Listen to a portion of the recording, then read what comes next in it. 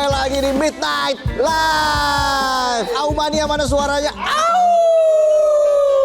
Ini yang ditunggu-tunggu, sudah ada 3 drummer. Kita berikan tepuk tangan. Om Eki Soekarno, Dica Melo, dan juga tentunya Iqmal Tobing. Wow, kapan lagi kita melihat drummer-drummer top tanah air?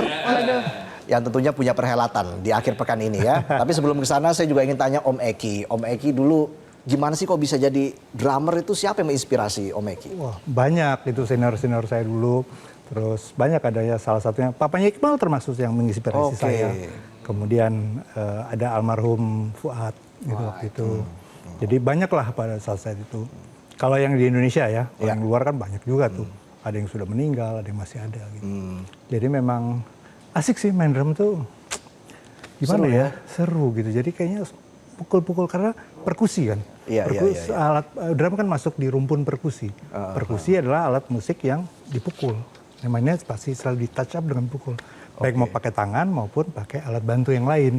Siapa dulu yang mengajarkan pertama kali Om Eki? Masih ingat nggak? Saya dulu yang mengajarkan langsung dari plat dulu. Ayah saya ngasih saya plat pada saat itu. Sama senar drum. Pertama kali saya senar drum, stick sama plat. Terus udah belajar. John Bonham lagi waktu itu. Main Led Zeppelin.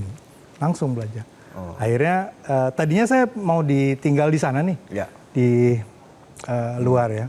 Cuman ibu saya nggak boleh kan. Harus pulang. Begitu saya pulang, saya janji pokoknya kalau kamu ke Indonesia, kamu akan disekolahkan.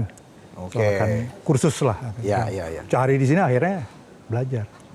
Guru saya almarhum Pak Pono dulu yang pertama kali ngajarin saya main drum. Kemudian banyak guru saya, karena Pak Pono bilang waktu itu, almarhum, kamu ke belajar drum, jangan ke satu orang.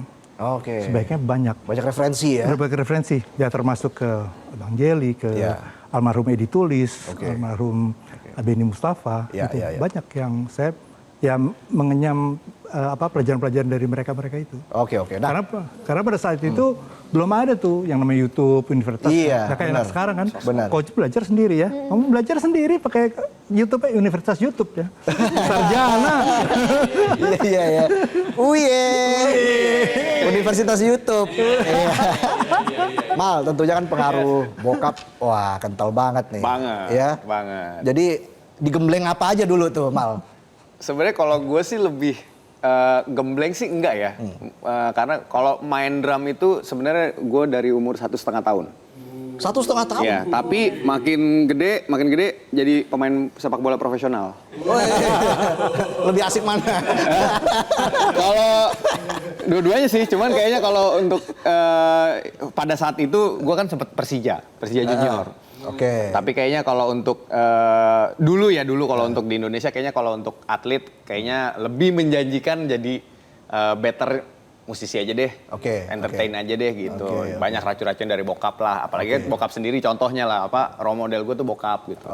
Jadi emang ya belajar sama bokap sendiri, terus juga ya salah satu juga sama Om Eki juga, lebih ke yang belajar tuh kurikulumnya lebih, kalau bokap tuh lebih gimana tuh attitude kita sama yang lebih senior gitu, lebih ngajarinnya lebih gitu sih. Kadang kalau di rumah pun juga bokap pun juga masih belajar sama gue gitu. Jadi kita saling bareng-bareng gitu. Mal sekarang drummer sekarang tuh tipe pukulannya gimana sih, beatnya sekarang sih itu yang kayak gitu gimana ya, si A tuh mainnya gini-gini, gini pak, gini-gini, jadi kebalik gitu. Iya, enak ya jadi ajang diskusi di rumah ya. Kerjaannya ngedrum, pulang diskusi lagi soal ngedrum. Ngopi bareng sambil kan. Bisa aja saya. Bisa aja Om Eki. Tapi kan lo tampil tuh energik banget, Mal. Semua orang pasti bilang begitu kan. Itu siapa yang menginspirasi atau memang itu menjadi sebuah ciri khas lo dalam bermain drum? Kalau gue sih memang seneng yang ekspresi yang memang agak bener-bener meluapkan ya. Maksudnya kayak bener-bener gue seneng yang emang rusuh gitu. Maksudnya banyak influence gue yang kalau dari pukulan sendiri teknis itu kayak Ringo Starr Beatles, terus yang tadi disebut sama Om Eki juga John Bonham Led Zeppelin, terus Lars Ulrich Metallica, terus ada Neil Peart dari Rush itu kan yang memang drummer-drummer yang memang bandel gitu ya. Nah itu tuh gue bener-bener suka yang emang pecicilan gitu, bandel pecicilan gitu. Dan sekarang juga banyak yang kayak genre-genre baru. Jadi gue nggak terpaku dari musik rock doang, drummer-drummer rock. Sekarang banyak banget drummer-drummer yang memang katakan udah multi genre gitu. Oh iya banyak yang multi genre. Dan gue pun banyak belajar dari yang lebih muda gitu. Ya. Dan karena sampai detik ini pun gue selalu belajar sama yang ya mungkin sama Dika juga belajar. Oh ini gimana nih pukulannya yang begini-begini itu selalu gue tanya. Itu masuk belajar dari Dica ya? Iya dong. Iya. Wow, Dica usia berapa? Aku usia 13 tahun. 13 tahun. Ya, seumuran 30 tahun yang lalu. Dica kenapa tertarik ngedrum awalnya itu? Menjadi seorang drummer? Oh, kalau awalnya sebenarnya aku udah kayak didorong gitu, maksudnya kayak dikenalin lah ke drum dari masih umur 6 tahun. Cuman namanya masih bocah, masih kayak nggak mau gitu lah, karena suka masih kayak males gitu lah. Terus habis itu semenjak COVID tuh kan di rumah doang, kerjaannya cuma main HP gitu-gitu doang. Terus kayak bosen. Terus habis itu kan ayah aku kebetulan juga drummer, jadi kayak ngeliatnya tuh kayak seru aja gitu kalau ngeliat orang main drum. Terus juga aku ada temen juga, dia juga pas 2020 juga awal kita latihan bareng gitu. Tapi dia mainnya main bass. Terus dia ngomong kayak, ayo Laca main drum biar kita bisa buat band gitu. Terus habis itu ya udah akhirnya aku mau belajar terus keterusan sampai sekarang, dan ternyata itu fashion aku juga. Iya. Iqbal ngeliat Dica gimana sekarang? Keren. Keren. Untuk drummer perempuan, gue kan pernah satu panggung juga kan di salah satu event drum juga. Jadi ngelihat Dica nih yang wow, ini untuk perempuan maksudnya kayak pukulannya tuh kayak laki gitu. Waduh. Wow. Dan jarang maksudnya kayak gini, female drummer tuh jarang banget yang pukulannya kayak laki, itu jarang. Gitu. Perempuan kan mayoritas ya udah kita tahu ini pukulannya perempuan gitu, dengan teknik sama powernya. Nah, kalau Dika tuh diasah lagi sedikit. Wah, mantap. Jadi ya. Jadi Tapi memang drummer mesti pecicilan. Mesti pecicilan, energik ya.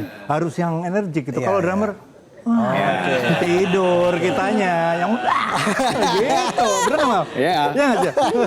Nah ini tentu ada hubungannya dengan acara IDP Fest 2025. Yes. Jadi ini acara apa ini Om Eki? Indonesia Drum dan Perkusi Festival.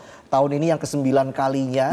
Apa yang menjadi misi dari IDP Fest? Sebetulnya misinya adalah edukasi ya, mengedukasi kan gini, mereka ini apalagi yang segenerasi Gen Z ya, itu yang Gen Z. Generasi Zoro tapi sama kayak saya. Mereka mainnya udah luar biasa. Tapi di satu sisi kan kalau perkusi kan Indonesia kan juga banyak perkusi dari Aceh sampai Papua ya gitu. Dan paling tidak mengenal lah gitu. Kalau drum kan bukan dari Indonesia deh. Percussion, rumpun perkusi tapi bukan dari Indonesia gitu. Nah mereka bermain drum, paling tidak mereka bisa tahu lah ya, atau menguasai salah satu aja perkusi Indonesia. Entah itu kendang kan banyak tuh dari Aceh, Tambua, Dol, dan sebagainya, sampai kendang Banyuwangi juga ada dan sebagainya. Pukulannya kan beda-beda ritmenya, organologinya juga beda-beda. Nah paling tidak mereka bisa aja main satu gitu loh. Dan semua akan diperkenalkan di acara ini kan? Iya gitu, tapi mungkin tidak bisa langsung semua ya. Yang kita bertema selalu, setiap tahun bertema. Jadi temanya kan kulintang termasuk perkusi juga, termasuk alat yang dipukul. Waktu itu kulintang sudah, kemudian ada gamelan Bali, gamelan Jawa, terus gamolan dari Lampung. Kemudian yang tahun ini adalah gambang kromong. Gitu. Gambang kromong itu memang ada percussionnya juga kan, gambang, selukat, gong, lima dan sebagainya itu masuk di percussion percussion. Jadi setiap tahun ada ciri khasnya ya. Ada untuk temanya. Ada temanya di IDFest 2025. Dan yang paling penting adalah di IDP Orkestra itu, dan Dica salah satu pemain daripada IDP Orkestra itu. Karena IDP Orkestra itu adalah menggabungkan perkusi-perkusi dari daerah-daerah gitu, bermain bareng bersama-sama dengan musik yang alat musik yang modern, elektrofon yang misalnya gitar, bass, apalagi dengan perkembangan digital saat ini kan tentunya juga kita harus bisa beradaptasi begitu ya. Oke, kita berikan tepuk tangan. Pasti sudah nggak sabar kan? Lihat penampilan Om Eki, Dica sama Iqmal. Main bola kan? Oh iya, ada bola. Tapi kita lihat dulu cuplikan video yang berikut ini.